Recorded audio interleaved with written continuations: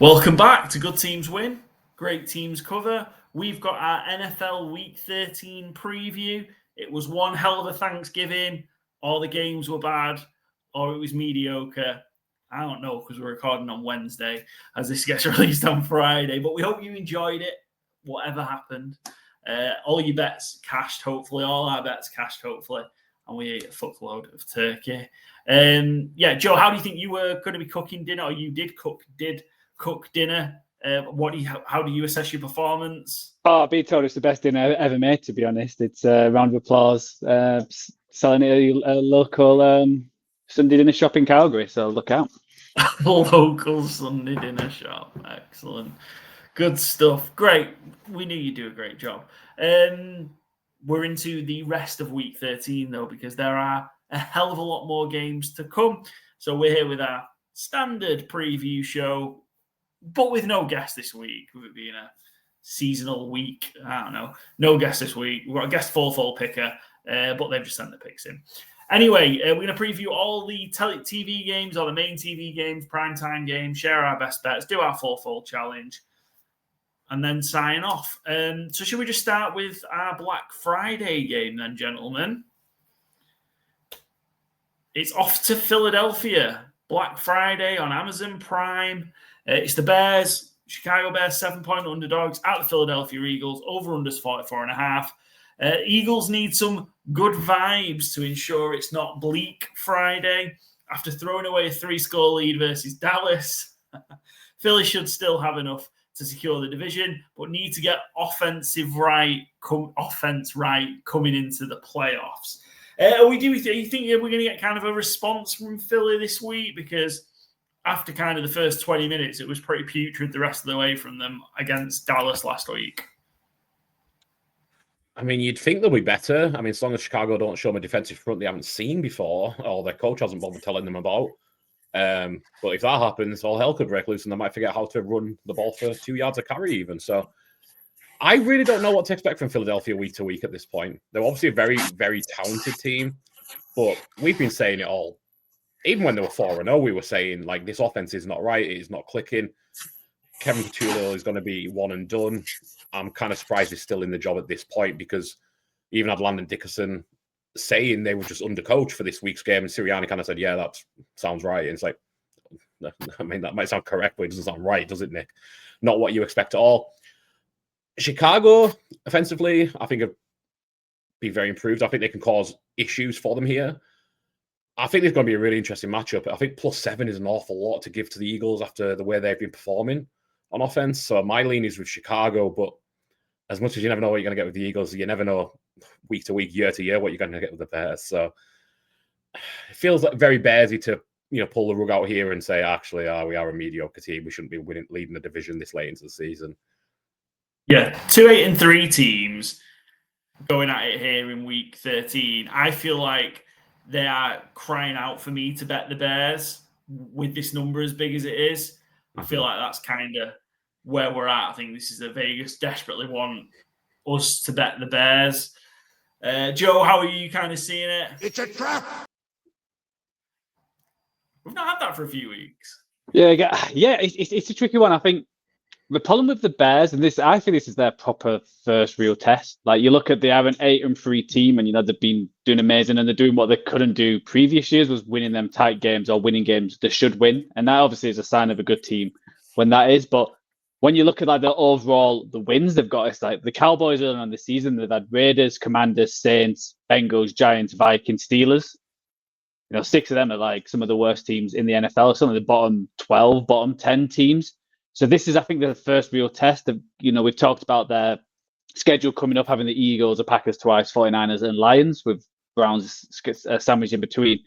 So this is, to me, the first week where it's like, okay, are we going to take this team serious in terms of not just making the playoffs, obviously they're in a strong position, but it's not guaranteed. The NFC is strong. We talked about the Lions only one game back and being outside of the playoffs right now.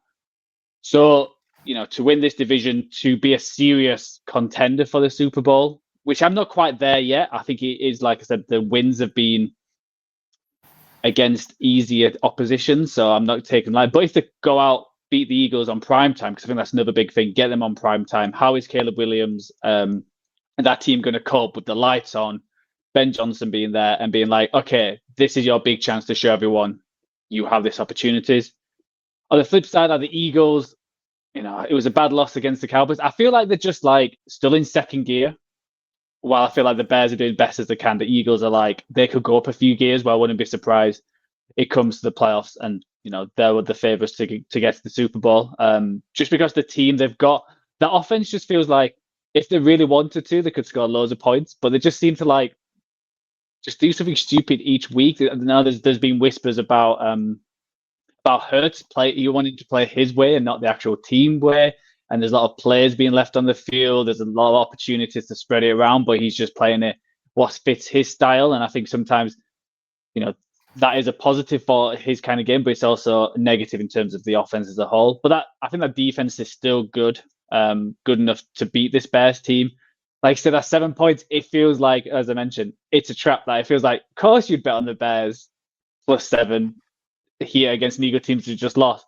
But I also can see this Eagles team winning by, shutting down this Bears defense. Will come away with it. Or Caleb's had, numerous sacks, numerous interceptions, and they've scored 12 points, and the Eagles have run away with it. I wouldn't be surprised but I think I've lent the Bears just because I think they're a better operation than they have been. But yeah, that 7 points is a close one. It was like a shock to begin with, and then when I thought about it a bit more, I was like, yeah, that's probably about right. I expect the Eagles to win, but the Bears to at least show something where it's like, okay, we can take this team serious for the playoffs, that they could possibly win this division, possibly knock off one of the big teams if they have a wildcard team, for example. Yeah, I was real tempted to take the Eagles -7. I still might put them on the card. I just think that, this is one where there's a bounce back from Philly. There's an opportunity, not get right, but at home. Are we calling 3:00 Eastern time prime time? It's a standalone game, I know, but I'm calling it prime time on Black Friday. Yeah, fair. National holiday. Yeah, both teams are really, really banged up. I think the Bears are going to get a bit more, some of their defensive players back from injury. The Eagles have got more and more players jumping on this injury report on a short week. Dickerson's on there now, as well as Lane Johnson. Obviously missed the game last week. I think Johnson's going to be missing for a little bit. Devonta Smith's on there, didn't practice today, Wednesday, as we're recording. Saquon flashed on there with a groin injury. Blankenship, who had a hamstring injury, I think, or a thigh injury, against the Cowboys the other day, also still struggling. So two really, really banged up teams.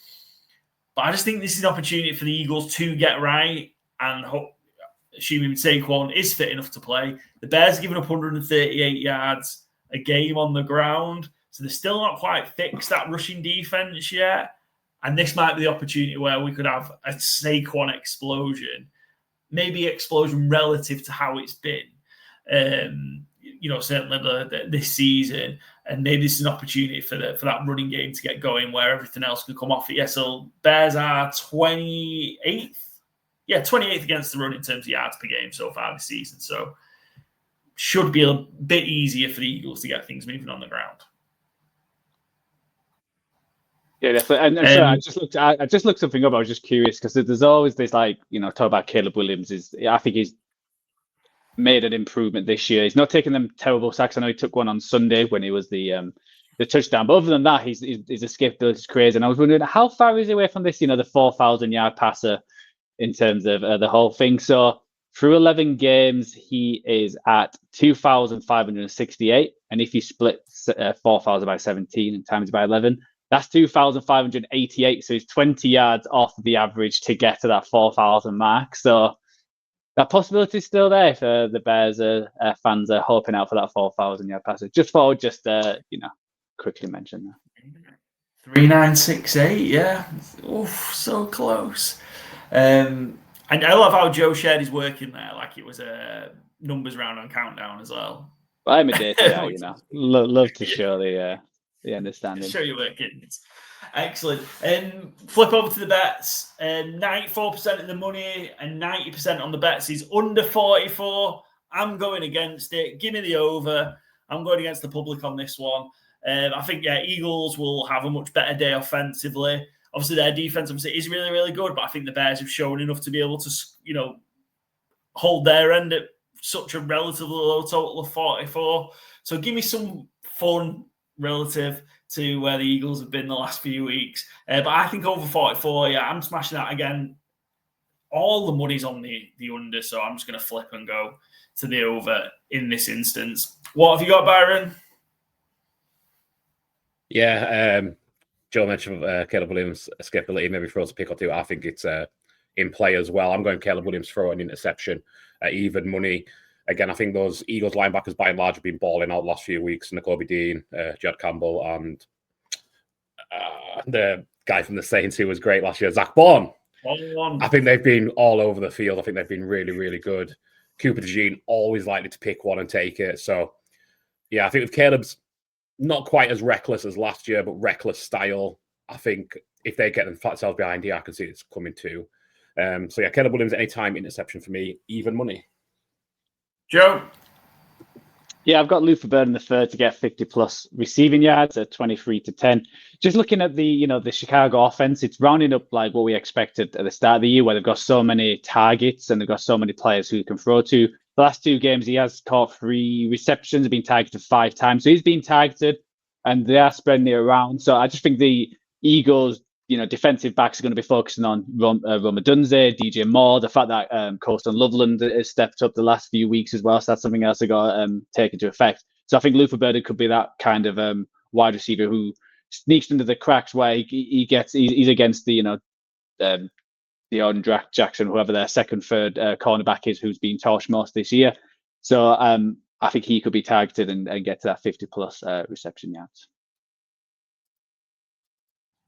Excellent. Black Friday. Let's head into our usual Sunday slate. The Sky Sports early game this week is the AFC South clash. It's the Houston Texans as 4.5-point underdogs at the Indianapolis Colts. The over-under is also 44. The descending Colts facing ascending Texans. After contrasting starts to the season, the South is alive as a 3-way battle. Can Indy keep their foot on the gas, or will they continue to struggle post-pumpkin season? What do we make of this one? You're probably going to have one of the best finishes to a division this year, kind of given how it's come about, when we all thought maybe the Colts were cruising. Not so much now after a couple of bumps in the road. What do we think of this one? Texans defense dominating performance on Thursday Night Football. Mini bye. Don't know if we're getting CJ Stroud or not. Going to the Colts off the back of a loss. We shouldn't be seeing CJ Stroud. Davis Mills has been really good. That's just the fact of it. In the 3 games he started, their offense has looked night and day from what it was. 3 wins in a row. I know one of them was against Titans, but the Jags and the Bills are no, gimmies. I mean, the Jags, you might say, aren't a top team, but the Bills aren't some sucker team. I think the offense has looked functional for the first time all season since Davis Mills came in. I think you'd be foolish to change it just to keep your franchise quarterback happy. I think that's, you've got to have enough about you as a coach to say, hey, it's working right now. We still believe in you long term, but Davis Mills is a starter for week 13, certainly. I do feel for Indianapolis because after an incredible start to the season, they had all these DVOA, best of all time, offense through 8 weeks, 9 weeks, etc., etc. Their season's really going to be defined by how they finish. And in a way, I feel for them because I think expectations have been elevated to a level that is almost going to be really hard to sustain. We talked about on the review show, their rest of season schedule: Texans, Jags, Seahawks, Niners, Jags, Texans. That is a murderer's row. They could easily win one of those games. They could win half of them. They could win 5 of them. But I don't think there's going to be a clear, okay, tick, this is the Titans at home, bang. This is a really easy victory for us. This is the Raiders at home. Nice and settled. They've lost 2 of the last 3. And even the Falcons was a 1-score game, which they won.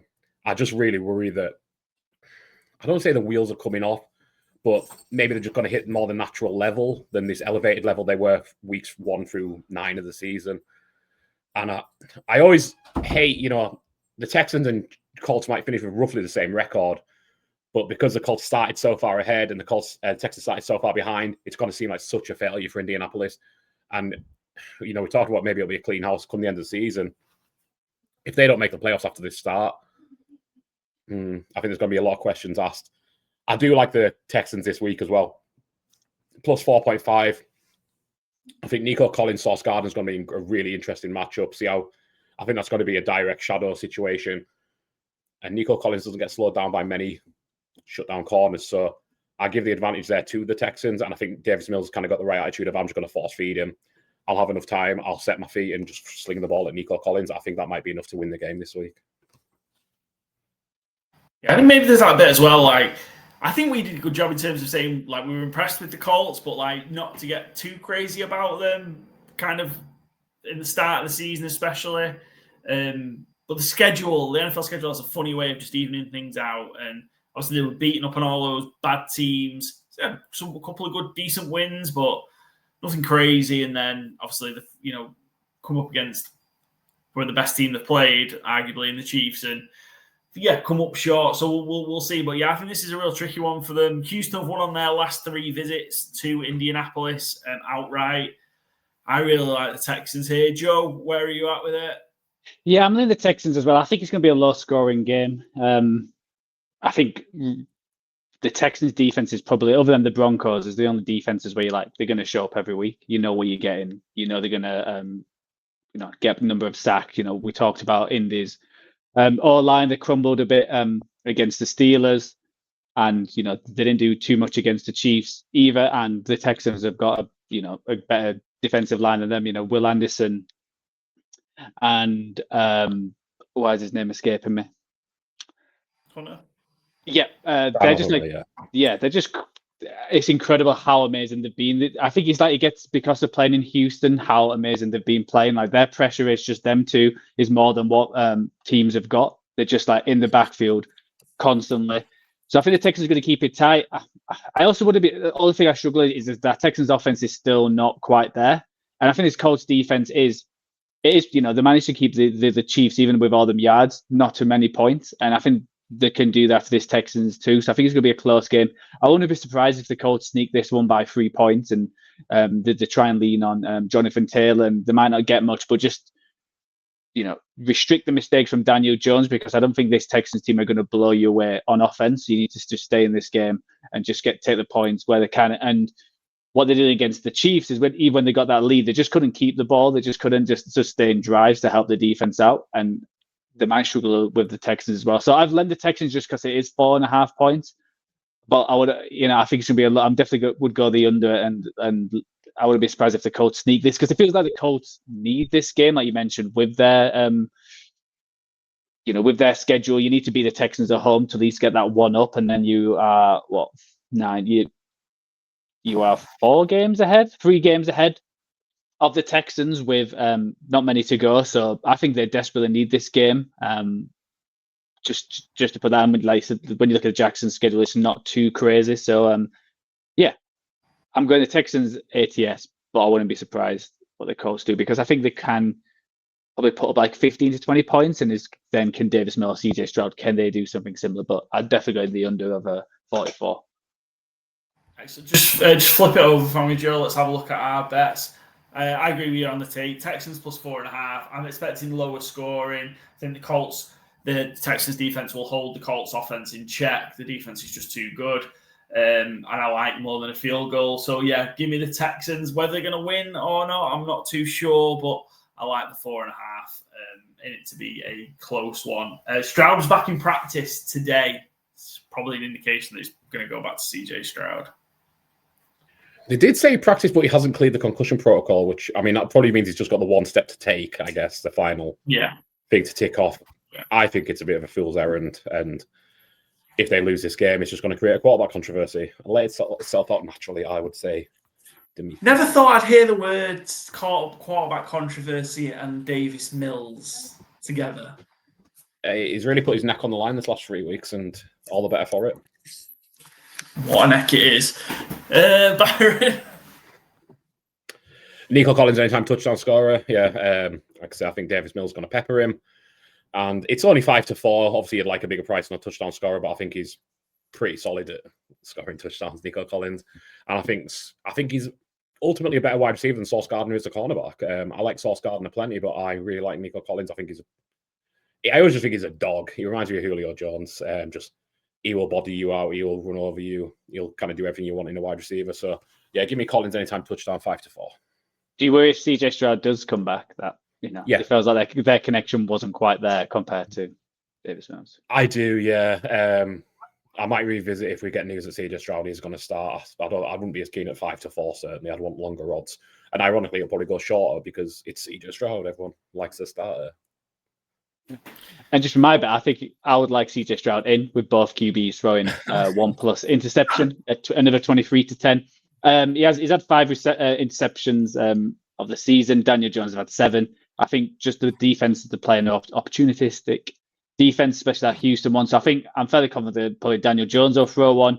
It's just I've been Sauce Gardner has cost me a few bets where I've gone for both QBs to throw interceptions, and he's gone straight into his chest and he's just dropped the ball. So hopefully he chucks it to Tre'Davious Ward and he gets me this odds. Yeah, 23-10 for both QBs to throw an INT.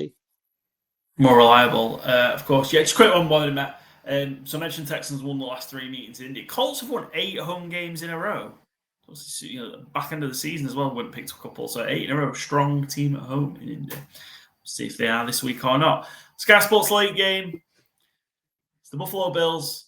It's the Pittsburgh Steelers. The Bills are 3.5-point favorites. Steelers are a home underdog. Over under is 47.5. And Tomlin home underdog bounce or curtains for Steelers. Both teams 3-4 in the last 7 as division hopes have turned into wild card weekend travel plans. Can Pitt keep their streak alive? A big home win would help a lot. Shall I just get it out of the way now? Yeah. Steelers 19-8-3 ATS in their last 30 as a home underdog. 18-12 straight up. It's a trap. Well, yeah, I'm not feeling it though this time. I'm not feeling it. We're all on the Bills. So I misjudged it on the what week was it? I misjudged it on the Packers week and ended up being the Colts that they beat as a home underdog the week after. So I'm a bit wary, I'm a bit gun shy, if you will, on the Steelers as a home underdog. I might not become, come Sunday, my second bet going up. But yeah, what do you make of this one? Both teams obviously off the back of real disappointing losses this week or this past week. Obviously, Bills have had a little bit longer to think about theirs, coming off a mini bye. And yeah, Steelers got beaten Chicago.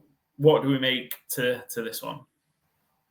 Well, I think we'll have Aaron Rodgers back for the Steelers, which a lot of people will probably paint as a positive. I don't. I think Aaron Rodgers played appallingly this year, and I don't think that improves this week against the Bills. I think you want to run on the Bills, and I kind of think you kind of want to run on both teams here. I think it's going to be a heavy run game. I'm not sure how the weather's going to be in Pittsburgh, but obviously it's not a dome. So if there is any weather impact, it'll be an actual impact.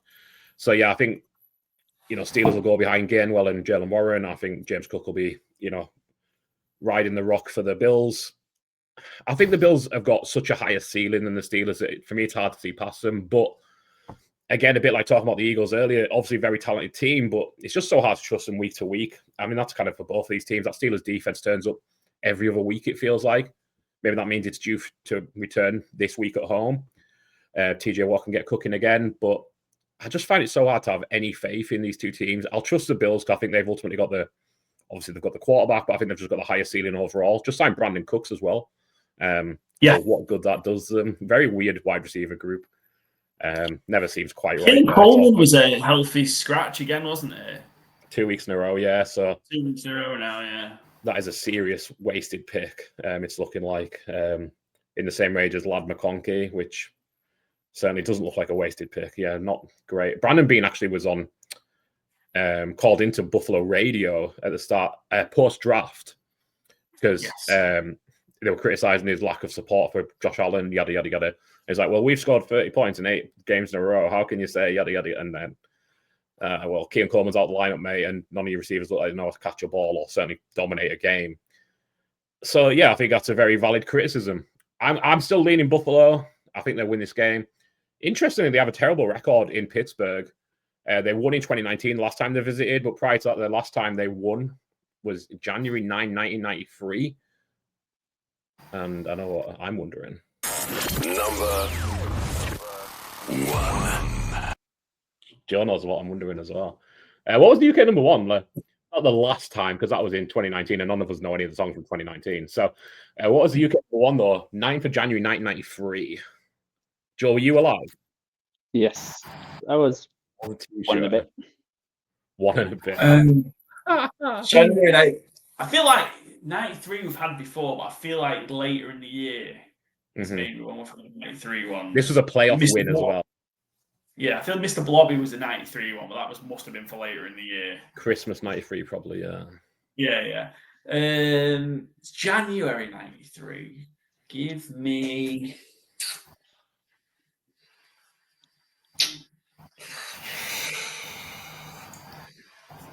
'93. It's an audio medium, lads. Come on. I'm sure, yeah, bad podcasting. Need a clue. Gonna have to give us a clue. Can I go for... Yeah, go on, Joe. Ace of Base, all that she wants. Not, but that is a banger, but not the right answer, unfortunately. Paul, do you still want a clue before you have a guess? Yeah. Coward's way out, but okay.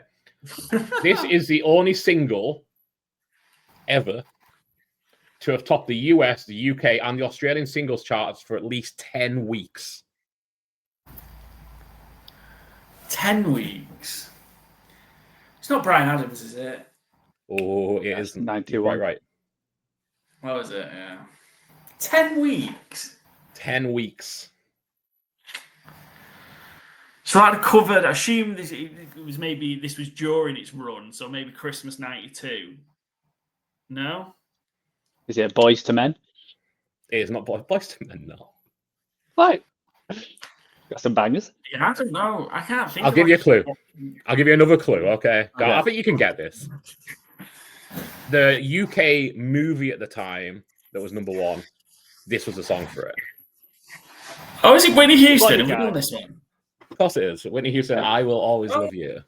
We've had this one before. Then you should have got it a bit easier, mate, shouldn't you? Yeah. Well, that's why I didn't think of it. I was like, well, he's not going to have done one we've done before. It's the I best can't ever remember cover, doing it isn't it, before. Paul?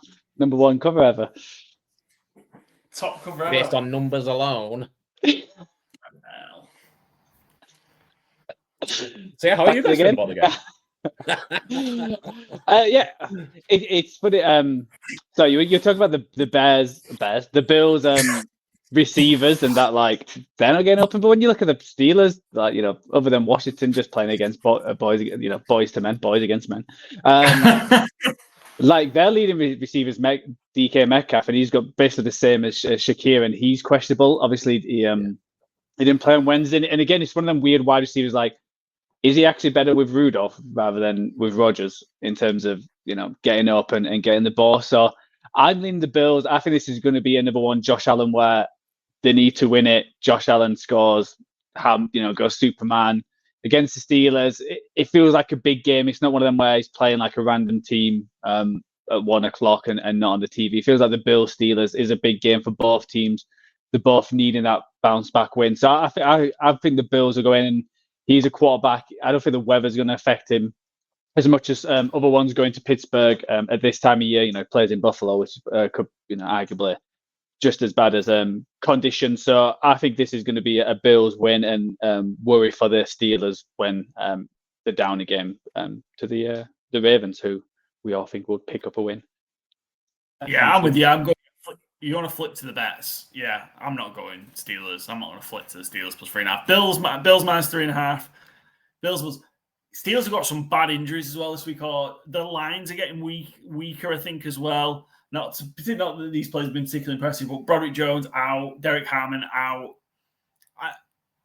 I just think that the Bills are going to have too much for them, and also 31st worst passing defense in the NFL. I don't think it matters who Josh Allen's throwing the ball to. I really don't. The Steelers are that bad in the pass defense. So, yeah, I like the Bills minus 3.5. Bit of a bounce back.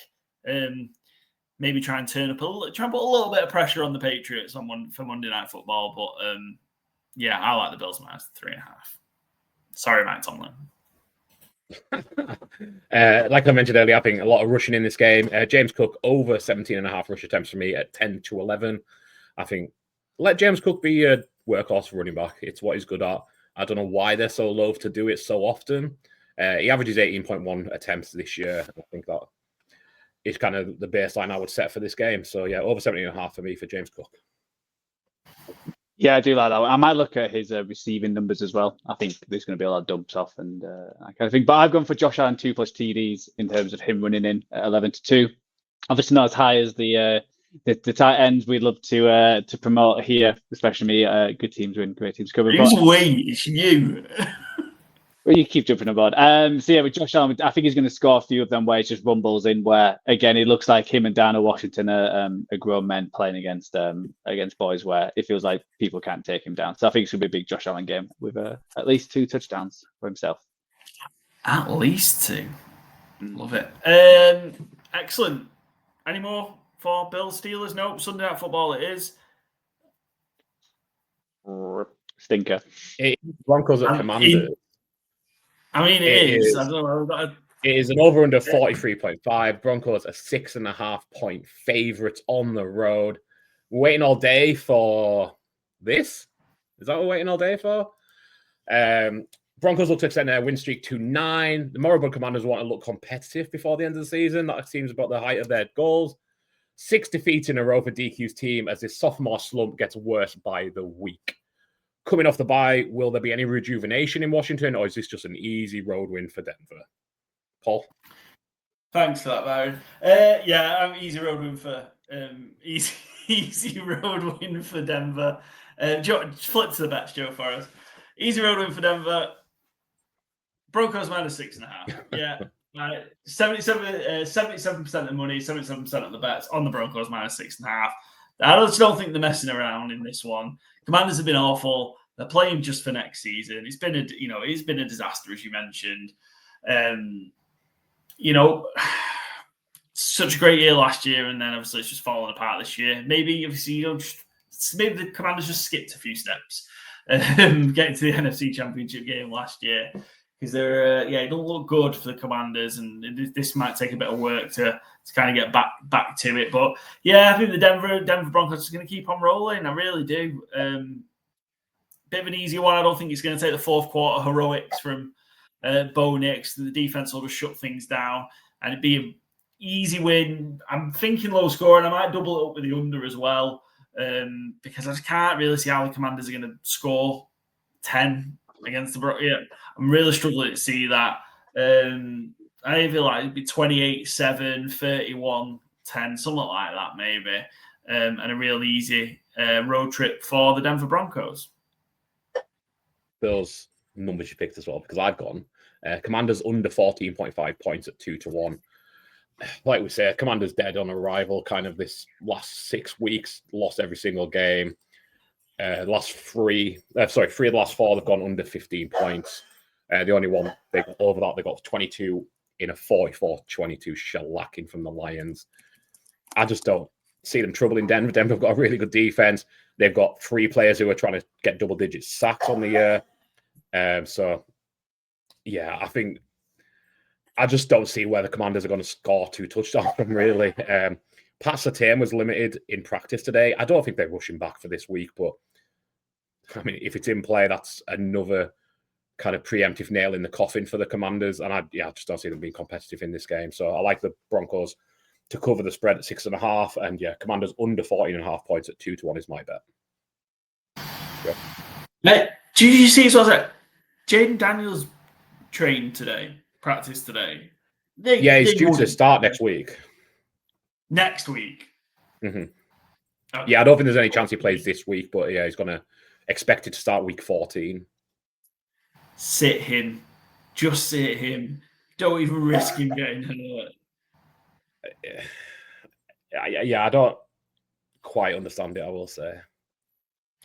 See which way his arm was pointing? Just don't do it. DQ, if you want to keep your job, don't do it. Joe? Yeah, I've got Zach Ertz 50+ receiving yards. I think Terry McLaurin's out again. I think he was one of them where he might be practicing, but it feels like they've lent a lot on Debo, but we mentioned with the Broncos defense, I think it's going to be a lot of short passing. I think there's going to be a lot of running around by Max Mariota, and he's probably going to look for his comfort blanket in Zach Ertz. So 50 plus receiving yards at 23-10. It's just a bit struggle for these Commanders. I do worry for them because it feels like the last few years, the drafts have just not hit. Like, I think this year, like, they've got, Conley and Amos have been, like, okay. I know Conley's, like, if you look at PFF, ranked fairly low, but, he's only in his rookie year and been thrown into the Wolves. So, nearly had 5 picks last year. So, I just worry for this team. It's so old, and how do they get better? There was rumors they were going to try and trade away Debo and a few other ones. So, yeah, bit of a worry for the Commanders in terms of team building wise, where they're going next, and are they the team where they'll play get rid of Debo and get Brandon Ayuk when he leaves the 49ers next year, which they wanted. So I can see that. I almost think they're in kind of a not full rebuild, but the turnover is just going to have to be so big on that roster, I think, because if you thought you had a window with Jaden Daniels, you've got another year before you have to sign him to a huge deal, and then things become a bit trickier. And you've got a very, very old roster. And like I say, the drafts have been, apart from Jaden Daniels, although they drafted Emmanuel Forbes, and he's turning out to be pretty good. Just shame it's not another team. Struggle. I suppose Bill Krosky-Merritt, he's 7th round. He's been good for a 7th rounder. No, he's been fine for a 7th rounder. He's not a difference maker. It's a running back. How long do they? They'll want a better running back for 2026. All right, I'm just trying to. It's fine for a 7th round pick, but he's not a difference maker. You're trying to give him some positives, Byron. Fucking hell. Now, they had all their positives last year. They're getting a new stadium. They're the sexy franchise of 2024. They've had Trump in there dancing, or Amon-Ra in there dancing, to be fair, to Trump. Fuck them. They've had their moment. And they also trade away their 2nd round pick next year as well for Larry Tunsil. Yeah. Fantastic. Yeah. I can't wait to hear what Joe's bet is. I've done it. Did you talk it through it? Yeah. Wait, I didn't know you'd actually gone through and said it. I know we talked about the players, but I didn't know you'd actually said your bet. My apologies. Monday Night Football. Giants 7.5 point underdogs at the New England Patriots. Over under 46.5. Can the Giants muster a fight, or Patriots give this turkey a stuffing? With the season dead for Big Blue, will Kafka show enough for head coach consideration? Can they change from competitive losers to underdog winners? No is my answer to that question. But what do you guys think? My answer is also no. And it's kind of sad because mine's no as well. Let's move on to 4. It's kind of sad because they might have like 2 of the funnest quarterbacks in the league, and only one of them can play. Jameis Winston has been a breath of fresh air the last 3 weeks, and Jackson Dart's been a breath of fresh air a lot of the season in different ways. Jameis has really played well. He hasn't been as risky as he normally is, and he's been balling out. He's been completing some really good passes. Jameis volume, but yeah, he hasn't put the ball in harm's way anywhere near like the volume you expect. I think they go back to Dart for this game because it's much more important that they see Dart for as much as they can, because that is the future of their franchise. I'll be interested to see what Mike Kafka cooks up for him, because I think he's really shown a lot, especially against the Lions on Sunday, that maybe he's someone who deserves head coach consideration. Certainly deserves, he's showing why he's an OC in the league. He's, with no Dayball there, he's letting the reins off and cooking a wee bit. So, yeah, I just don't think they've got enough to beat New England, though. New England are playing really well. They've got the most wins in the league. Drake May MVP candidate, playing as good as any quarterback in the league this year. And Christian Gonzalez is still yet to be beaten in 2025, as I say every single week. So I don't think the Giants have got enough to trouble them, but I think they'll probably stay as competitive losers and maybe stick around in the game. 7.5 is a lot of points. I think I've still lent with the Patriots, but I wouldn't be stunned if it's a 5-6 point win for New England. I don't think that's crazy. Can I just make it talk about Jameis now? Because I'm conscious we're talking about him a lot, even obviously likely not going to be playing this game. Yeah. He needs to be a starter in the 2026 season. There's enough teams who are kind of stuck from a quarterback perspective. What are you doing that, Joe Fodro? Jameis equals fun, and we need to see that for 17 games. We deserve it. The people deserve it. He deserves a go. He deserves another go. Cardinals, Raiders. They might Jags. be the only two. Joe would love that. You're telling me this Jacksonville offense wouldn't look better with Jameis Winston than Trevor Lawrence?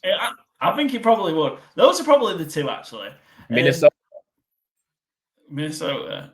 You're telling me Justin Jefferson is not saying, get this fucking 12-year-old 9 out of my pissing way. Give me someone who can sling the fucking rock. Yeah, I think those are the two candidates. But one of those two, go and get Jameis and make him your starter for next year. Who did you say? Cardinals and Raiders? Yeah, I think those are the two who've obviously got real bad quarterback situations. Obviously, the divorce is almost complete with Kyler, and the Raiders are just in an awful spot. I think he should be a starter next year. I've often not bought into Jameis as much as a lot of people have. I think he's been really good the last 3 games. And, I said... That's basically his window, is in 3 games, and then he goes to a car crash. Well, if someone gives Russell Wilson another shot over Jameis Winston, I'd take Jameis Winston over Aaron Rodgers for 2026. Yeah. That's another one. I think he could be a starter for half a dozen teams. Will he be a starter for 17 games? Probably not. But at least give you some fucking life. You look at someone like Russell Wilson, Rodgers, these decrepit old quarterbacks who are just kind of lingering in there. Have some Joe Flacco fun. Have some Jameis Winston fun. Give him a gig. If you can't beat Derek Carr out in New Orleans, you don't deserve to be a starter anyway. So. I just feel like he's sneaky underrated. He's a quarterback who's always the backup, which everyone wants him to start. But why do all these teams keep getting him and he's the backup? There must be a reason. Question. Yeah, it's always like same in football. There's always a guy on the bench who comes on and does well for 5 minutes, and then was like, "He should start. He should start." It's like, well, the reason is probably why he's on the bench every game. That's my 2 cents. Anyway, yeah, enough analysis of the game. Let's go to the bets. We didn't really talk about the game. We just talked about Jameis. Under 46.5. Patriots defense has been pretty good. Gave up 13 against the Bengals last week. Obviously, the pick 6 was 7 of the 20 that the Bengals scored. I know the Giants have been in some like weird and wacky games. I don't think this is going to be one of them. This is going to be pretty straightforward. Patriots win again. Maybe Giants struggle to get to 10-13. I don't think the Patriots are necessarily going to go wild on them. Just manage the game, get through it, and get to the week after. Obviously, the Patriots' injuries might, obviously, on the offensive line, support a bit of a slower offense. Yeah, obviously, Will Campbell's out. The guard, obviously, not great. Although I don't think he's flashing on the report anymore. He's just not great. It's just not great. He's just not great. Well, he came out, he was injured as well. Yeah. So I just think it might be a little bit of a struggle. And the center also had a high ankle sprain as well on the during the game. So that's 3 of the 5 O-line starters all banged up. So not great when you're going against that pass rush, but that pass rush also hasn't been as good as we're expecting it to be. So yeah, I just think it might be a bit of a slog. And the Patriots pull away in the second half, but I like the under. Byron? I do not like the under. Well, maybe we hit the under, but I think Dart goes for 2 passing touchdowns. May goes for 2 passing touchdowns. Let's have some slinging the ball on Monday Night Football after a turgid Sunday Night Football, surely. Let's have some fun Monday Night Football. They want to show off Drake May, MVP. Mike Kafka wants to show that he's a head coach, get Jackson Dart doing everything. Don't let him run into the end zone. Don't let him be Mr. Concussion. Let him throw the ball a wee bit. They both get 2+ passing touchdowns, 27-10.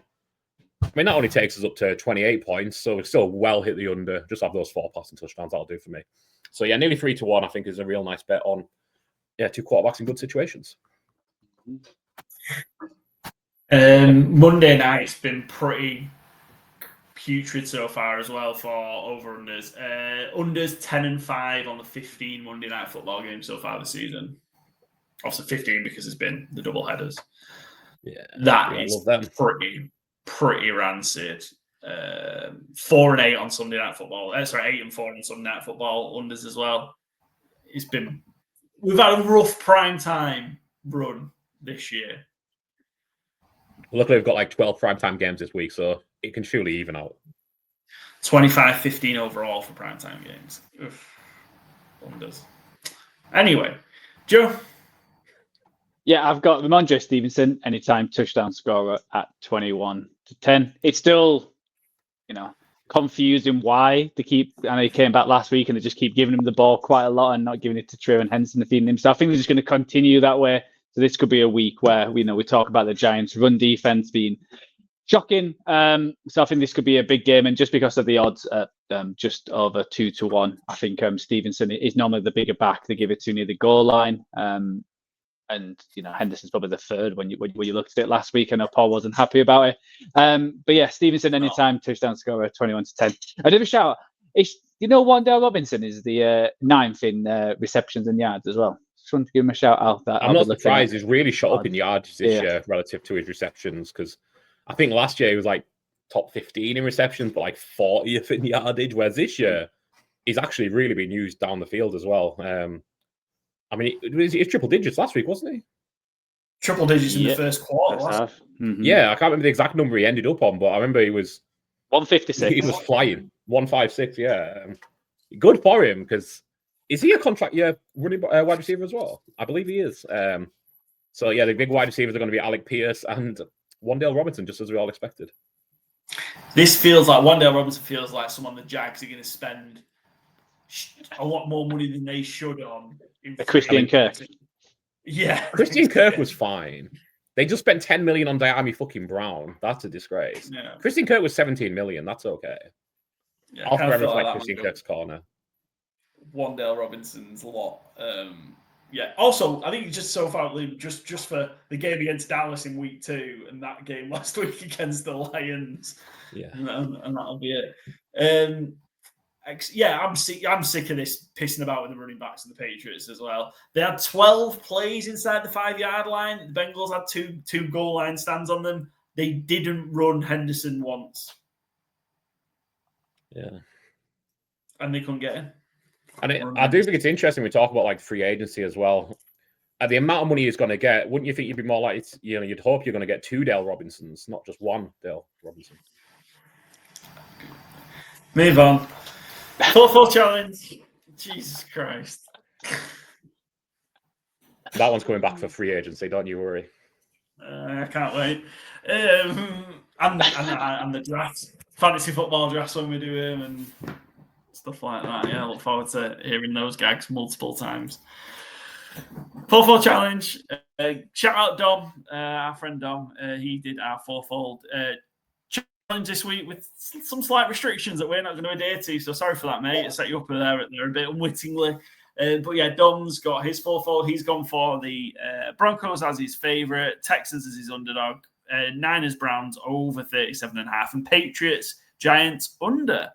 3 of my bets that I have picked this week and laid money on, which I don't think that's a good sign when the guests are 21, 25 and 2. Is it? Great. So, yeah, 4-4 challenge. We're going to pick 1 favorite, 1 underdog, 1 over, 1 under. Stick it all in a 12-1 bet. See if we can hit. Joe still leading the way, 28-20, 3 clear of Byron. And I'm catching up a little bit. Not as many behind, 7 behind. I was close last week. Fuck you, the Detroit Lions. Joe, you are first up this week. What have you got for us? We already talked about it. The under Texans are Colts under 44.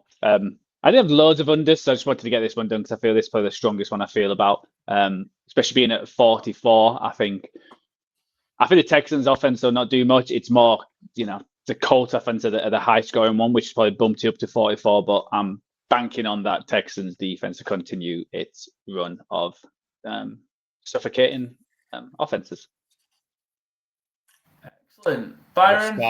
We're starting out this draft really exciting. Under 43.5 Broncos Commanders, please. Let's get our unders underway. Let's get them locked in. We've all talked about this is under. If the Commanders embarrass me and get 30 points, then fair play, but I don't see it. Fair. Okay, I'm going to go with my favorite. I'm going to go with the Miami Dolphins -6.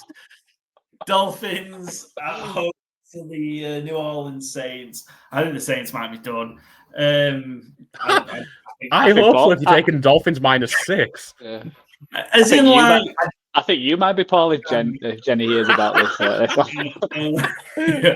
I think I might be. 83% of the money on just 68% of the bets are on the Dolphins -6. Yeah, I just don't really like. They had the bump from Tyler Shook on the road at the Panthers the other week, and then they just had nothing against the Falcons on Sunday. They were just really, really poor. And I think the Dolphins have got a little bit of juice about them again. They've put a couple of wins together. I think it's got a bit messy ahead of them. We talked about that path. Maybe there is a path. I think that path's gone. But Mike McDaniel coaching for his job. I think Stephen Ross said he's going to be coming back. But certainly, if he keeps on winning games, that's going to help him. Is it Stephen Ross? Have I got his first name wrong, the owner? It's Summit Ross, isn't it? Stephen Ross, yeah. Stephen Ross, yeah. I think he said Mike McDaniel's coming back the other week. But very early to say that. I know, yeah. I think he's going to need to probably win some games to make sure, because it's not like an owner to go back on something that they've said, is it? So yeah, just give the Dolphins -6. I can hang on for my under, can't I? Because you two have taken them. Struggling just because of the layout, the way the games are this week, obviously the layout of the games. Give me.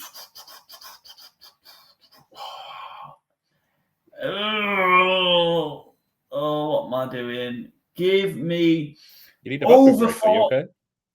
I don't know. I think I might have needed a bathroom break. Over 41.5. Jaguars, Titans. Titans showed me something last week against the Seahawks. Putting up 24, punt return, so maybe they didn't put up 24, but they put up a couple of scores against a very tough Seahawks defense. They might win. I think the Titans are going to win another game at some point, and Jags have not been great. I've taken the Jags in ATS, but would not surprise me if divisional underdog at home, if the Titans won outright. And I like over 41.5. Jags road games have hit the over. Another one last week. I think that's all 5 or all 6 of Jags road games have hit the over so far. Obviously, Trevor Lawrence gives you the turnover opportunities. Maybe they can be returned for a score. But yeah, the Titans were frisky against the Chargers as well a few weeks ago. So I like the Titans to be frisky again, and over 41.5, I think is doable. Byron. Grand, yeah. I was just looking through the. I don't have many underdogs, basically, is what I'm getting at. So I'm going to take my underdog here. I don't know if I have another one I actually like. I'm going to take Texans plus 4.5 at Indianapolis. We've talked about the game. I just think the defense can really shut down Indy. And yeah, shut Jonathan Taylor down, see what Danny Dimes will do to you. But yeah, I'll take the Texans plus 4.5.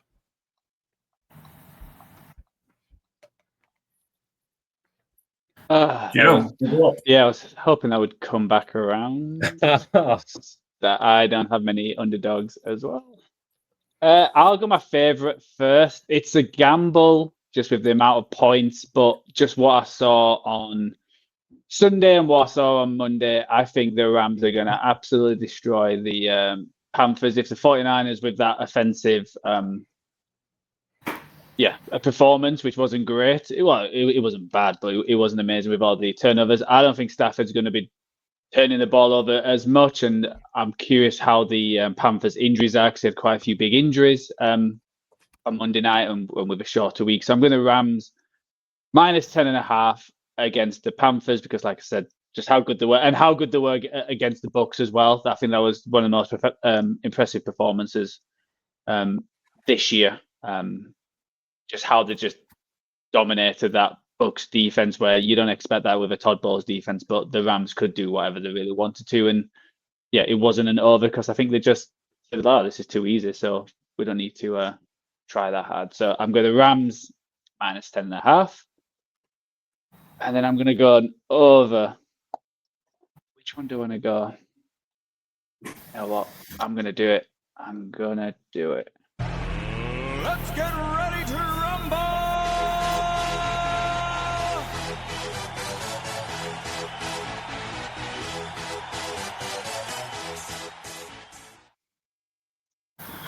I'm going the Giants and Patriots over 46.5. I think. Boom. That's what he thinks of you, Dom. And me. My bet. What did I tell you about him going against bets? Oh, I can't remember what happened last screen. I can only focus on what's in front of me. Sorry. I'm not that bright. He's a rat. Barry. Grand. So I need a over and a favorite.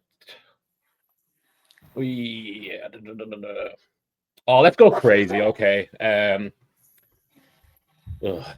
Let's go over 41 points in the Pacific Northwest. Max Brosmer's debut. Seahawks can put on 42 points by themselves, I hope. Vikings Seahawks over 41. JJ McCarthy not expected to clear the concussion protocol. Shock horror. Concussion protocol that I think Kevin O'Connell forced him to go into. Max Brosman will be making his debut. Scary stuff for the rookie. I think undrafted free agent, right? I don't think he was even a 7th round pick. He had some hype in the preseason, so we'll see, obviously. But not a nice place to go. And I think we've seen it with the Titans last week. The Seahawks are going to keep putting up points. They're not going to take the air out of the ball completely. And even if they go to their running game, they can still, Byron, Walker what have you just Chubb. chosen? The pick was right. So in the Byron second needs to be Texans as an underdog. Oh yeah, sorry. Cool. Oh, no worries. I did put in the chat it needs updated, but Cool. I was so confused then. I didn't put what it needs updated to. Sorry. Look in Joe's face then was wild. So yeah, I didn't see Joe's face, so I was blocking away to myself. And sorry, technical difficulties. Joe, way too much work. Can I give you something that I don't know if it helps or hinders? Go. McCarthy's made it through the first part of the concussion protocol, and he's gonna practice on Wednesday. That means he's probably gonna play. No way. What happened to the soft benching? That's an update from today. Oh wow, I didn't see that. Yeah, I'll stick with my bet, obviously, but I appreciate the info. No worries. Or wouldn't it be badass if he just came out and he looked great? Yeah. I don't anticipate it. No. But I kind of just anticipate much as well. Yeah. We'll see if 9 shows up on Sunday. Cool. I need to finish off with a under and an underdog. Give me Shador. Give me the Browns plus the 5. Just because I backed myself into a corner. Sorry? I thought it was going to be when you said Shador. No. I've kind of backed myself into the corner, so I'm very front-loaded early, and I really don't want to pick a Thursday game for this. So, I'm a bit front-loaded with my underdogs this week. So, Browns, and I should have just took the Texans when I had the 2 picks. It was a really dumb thing taking the total, because I'm guessing neither of you would have took the Jags-Titans over. So I'll take Shador. 49ers, Browns. Browns, pretty good at home so far. 4-1 ATS at home. Joe, before we started recording, was talking about the Jake Moody game when the Browns beat the Niners from a couple of years ago, where Moody missed 3 field goals. I think they're live in this one. I think the Niners will have enough to prevail. That defense is just so good at home. We've seen it against some really, really good offenses. Kept the Bengals to 17. All right, we didn't know the Packers were quite going to be as bad as kept the Packers to 10. Dolphins 6. All right, maybe they're not a good offense, but you get the point. I think they can keep this one relatively low scoring, and the 5, they can be within. I think they can be within a field goal, and again. Well, I think it's going to be terrible weather in Cleveland as well. I think it's going to be really cold, and Brock Purdy can be susceptible if it rains and whatnot, like that game where he threw a few interceptions, and he did on Monday as well with no rain. So, I can see it being a low-scoring game, and that I've gone, unfortunately, on the Browns as well on the ATS. So, if that helps. And sadly for Purdy, his number 1 pass catcher is not going to be available, I don't think, because Jesse Horn plays for the Panthers. I thought you were going to go into something about Ayuk then, and we're going to talk into that story, but fair enough. Cool. And then my under. I think this game's going to be awful. Raiders Chargers under 41. I think this game's going to be absolute dog shit. Well, I have a question for you because I don't think any of us have much to say on the game unless Joe's going to surprise me. Do the Raiders score more points or does Gino have more sacks? Was it 10 last week they gave up? And I think less, maybe 7. Can they score a touchdown or can they score a touchdown? Yeah, I think they're going to score more points.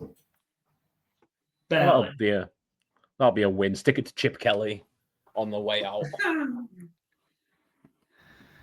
Yeah, I just think this is going to be a real bad game. The number's huge as well. I'm on the Chargers ATS. I don't like it. It's a massive number. But yeah, I was really tempted to take it as my favorite. And Joe's took the Rams annoyingly. Yeah. 8 out of the last 10 meetings, Raiders, Chargers in LA or San Diego have hit the under.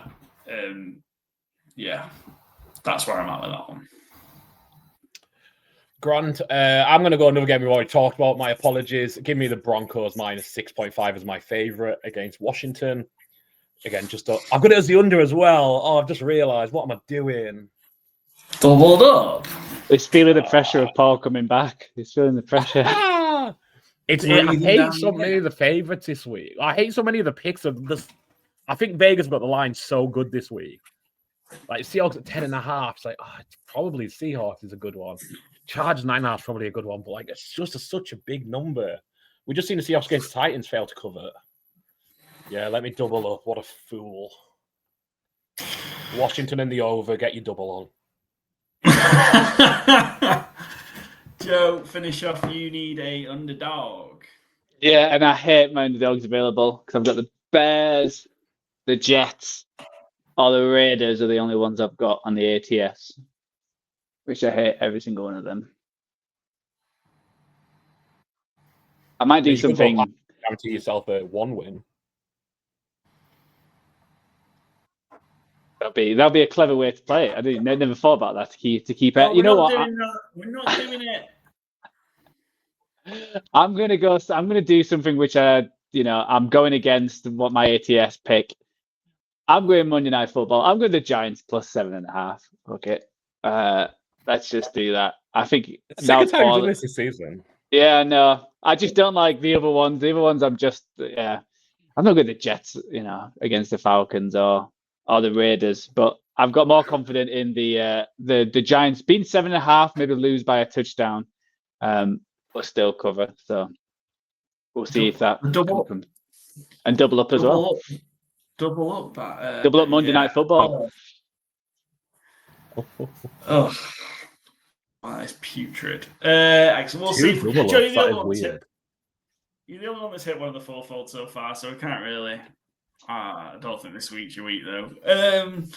See if any more can hit, or if any of us can close the gap to Joe, who's in the lead. Right, let's flip to ATS. I think especially because of my adventurous fourfold this week, probably not got too many games to touch on. Thanksgiving's done. Hopefully we got all the results that we were after. Just me on the Eagles for Black Friday. All of us Joe, you've got the Cleveland Browns as well. Yeah, and that's supposed to say. Yeah. Sorry, just so people, it is -5 the 49ers. Yeah, I've got the Browns as well. Just because I think it's going to be a low-scoring game. It's going to be like 12-10, something horrible like that. Sorry, Dom, I know he's gone the over, but it's not going to be an over. Yeah, we'll take that. Actually, I did have the Titans ATS. Yeah, I think the Titans are really alive in this one because I think the Jags have been so bad, stumbling their way through games. All on the Texans, all on the Dolphins. Do you love the New York Jets this week, Joe? Not really, but I don't love the Falcons either. So it's really a toss-up between which bad team is going to come back. It feels like one of them again. The Jets are going to win another game or two somehow this season, and I wouldn't be surprised if against this Falcons team. Cool. And Byron, you've gone for the Cardinals. Cardinals Bucks. Do we know where are we with Baker? Because he says he's not ruled out for Sunday. Would it be wise? Yeah, I had a quick look just because the Bucks was one of them teams. I was as a favourite could be if Baker does sneak in another bad few games. It looks like like you said, there's a possibility. He hasn't ruled himself out, but they also said because we've got Teddy Two Gloves, we can play it smart and not rush it because he's done no like structural damage to his shoulder, and the pain is not as much as it was the last few days. But I've got a feeling he's not going to play. I think they're going to play it smart just because I think, the first overall seed or anything like that, that's probably gone now. It's all about winning the division. The Panthers just lost on Monday. Just think about what long term you don't want to play Baker and, Calais Campbell comes steaming through, and or Josh Sweat and injure him even further. So I think they'll play Teddy Bridgewater, and I think they could still cover even with Teddy Two Gloves, just because Chris Cardinals' team is not what it once was. Yeah, I feel like I'm having the week to prepare might help. Obviously, it weren't great just being dumped in on Sunday Night Football. All on the Rams to cover that big number, all on the Seahawks to cover that big number, all on the Bills. Joe, you like the Raiders to cover 9.5. All on the Broncos, all on the Patriots. There's so many we're on the same side of, and so many of those that I've bet, which is not good. I'm 10 games clear, 91, 79, and 6 ahead of Byron, and Joe's a further 8 games back. Bad week for me last week. Joe, I think you had a winning week last week on the ATS. Finally, yeah. First time in a long while. It feels like it, yeah. Excellent. We'll see if you can carry on that momentum this week. That's us done. Thanks for joining us for our Week 13 preview. Hope you have a fantastic week. Make sure you're following us at GTW_GTC across all the social media channels, Instagram, X, what are the rest of them, guys? TikTok and Blue Sky. And also make sure you are listening to and following the podcast on its available channels. Was that Charlie trying to shout out where we're available? Excellent, yeah. So he's being a dick now. We're available on Apple Podcasts, Spotify, Podbean, Overcast, wherever you get your podcasts from, and you can get the video version available on YouTube. And we'll be back with our Fantasy Game Day 10-minute tips, which is available for you tomorrow. So thanks for watching, thanks for listening, and we'll catch you then.